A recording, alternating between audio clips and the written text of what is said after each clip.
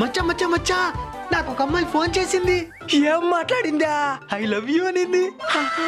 నువ్వు ఒప్పుకుంటే మీ ఇంట్లో చెప్పి పెళ్లి చేసుకుంటా అనింది. కంగ్రాచులేషన్స్ మావా. కానీ నాకు వద్దని చెప్పాను మచ్చా. ఎందుకో?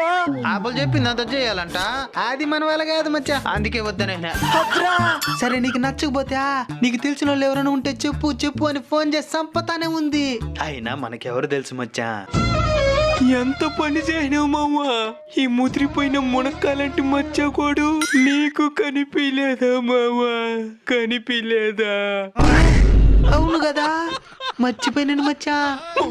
మావా నీ కాళ్ళైనా పట్టుకుంటా మావా. ఒక్కసారి ఫోన్ చేసి మావా నీ పేరు చెప్పి పెళ్ళైనా చేసుకుంటానా?